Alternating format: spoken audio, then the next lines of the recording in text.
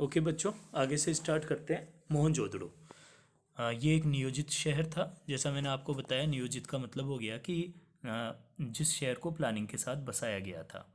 बस्ती दो भागों में बटी हुई थी। एक तरफ था छोटा टीला, छोटा दुर्ग। दूसरी तरफ था बड़ा दुर्ग। जो छोटा दुर्ग था वो थोड़ा ऊंचाई पर स्थित था, लेकिन आकार में छोटा था। वो कच्ची ईंटों के चबूतरों पर दीवार से घिरा हुआ था। यानी जो हड़प्पा सभ्यता में, मोहनजोदड़ो में जो लोग शासक करने वाले लोग थे, वो इस छोटे दुर्ग में रहते थे। यानी आकार में छोटा था लेकिन थोड़ा ऊंचा था। दूसरी तरफ आम लोग जहाँ रहते थे, वो जो टीला है वो आकार में थोड़ा बड़ा था लेकिन वो नीचे की तरफ था। फिर दोनों ही दीवार से घिरे हुए थे, एक दीवार से नहीं, अलग अलग दीवार से। फिर है बस्ती का नियोजन। फिर क्रियान्वयन पक्की ईंटों से, यानी बस्ती जो बनी हुई थी, जो मकान बने हुए थे वो पक्की ईंटों के बने हुए थे। यहाँ प्रश्न यह आ सकता है कि ईंट की जो लंबाई चौड़ाई और ऊंचाई, उसका अनुपात क्या था। तो उसका अनुपात था ऊंचाई चौड़ाई और लंबाई का 1:2:2:4। यानी जितनी ऊंचाई थी उससे दो गुना उसकी चौड़ाई थी, और जितनी चौड़ाई थी उससे दो गुना ज़्यादा उसकी लंबाई थी। ठीक है, तो ये आपको याद रखना है। फिर है नियोजित जल निकास प्रणाली। तो इस हड़प्पा सभ्यता की विशिष्ट, या मोहनजोदड़ो की एक विशेषता क्या थी कि वहाँ पे प्लानिंग के साथ में जल निकास प्रणाली बनाई हुई थी। यानी घर से पानी निकलने के लिए नालियाँ बनी हुई थी। ये विशेषताओं में आपको लिखना है। ये प्रश्न आएगा तो बड़े में आएगा कि मोहनजोदड़ो की या हड़प्पा सभ्यता की विशिष्ट बातें क्या थी, वो आप लिखिए। तो उसमें सबसे ज़्यादा इम्पोर्टेंट है वो है नियोजित जल निकास प्रणाली। सड़कें और गलियां जो ग्रिड प्रणाली, यानी एक दूसरे को समकोण पर काटती थी। ऐसा नहीं है कि तीतर बीतर कैसे भी सड़कें बनी है, सारी सड़कें एक दूसरे को समकोण पर काट रही है।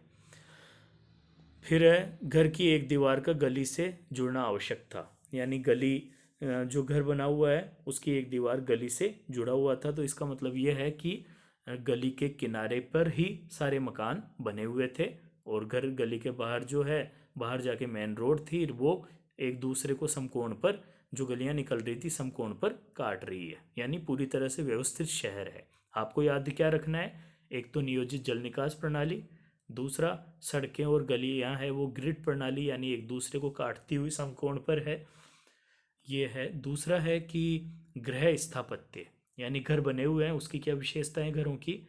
निचला जो शहर है वो आवासीय भवन है। भाई अपन ने देखा कि मोहनजोदड़ो दो भागों में बटा हुआ है, एक तो ऊंचा टीला है, एक नीचा टीला है। तो ज़्यादातर लोग कहाँ रहते थे? नीचे टीले में। हर मकान में आंगन है, आंगन के चारों ओर कमरे बने हुए हैं। ठीक है, आंगन में क्या होता था कि खाना बनाने का काम होता था, कताई का यानी कपड़े बनने का काम होता था। दीवारों में खिड़कियां नहीं होती थी। इसका मतलब यह है कि वो एकांतता, एकदम सेपरेट रहते थे लोग, उनकी प्राइवेसी कोई डिस्टर्ब ना करे, इसलिए घर में खिड़कियां नहीं होती थी। ठीक है, फिर आगे क्या है? जो फर्श है वो पक्की ईंटों का बना हुआ था, और बाथरूम यानी स्नानागार बना हुआ था। नाली जो है वो दीवार के सहारे सहारे नाली बना दी जाती थी पानी निकालने के लिए। और जो सीढ़ी है वो भी कमरे में से होती थी, और कुआं भी कमरे में होता था। यानी तीन चार कमरे थे। एक कमरे में कुआं जो है वो घर के अंदर कमरे में बना हुआ था, और वहीं से सीढ़ियां चढ़ के छत के ऊपर जाती थी। और इम्पोर्टेंट क्या है? अब जो जहाँ से प्रश्न बनने की संभावना है कि जो ये दुर्ग था उसमें एक विशिष्ट संरचना क्या थी। यानी एक ऐसी संरचना जो बहुत स्पेशल थी। पहली चीज प्रश्न आ सकता है कि कहाँ पे थी? मोहनजोदड़ो में। क्या था? एक बहुत बड़ा स्नानागार बना हुआ था। जैसे अपने हम देखते हैं कि जैसे तालाब है ना, आप अजमेर में जैसे आना सागर बना हुआ है, वो तो बहुत बड़ा हो जाता है। लेकिन एक बात टाप के रूप में, जैसे अपन पुष्कर जाते हैं तो पुष्कर में जो घाट बने हुए हैं ना, और घाट पे नीचे उतर के जो नहाने की व्यवस्था है, उस तरीके से। इसको यहीं रोक, ये हम अगले उसमें करते हैं, छोटे छोटे वीडियो बना के मैं डाल देता हूँ।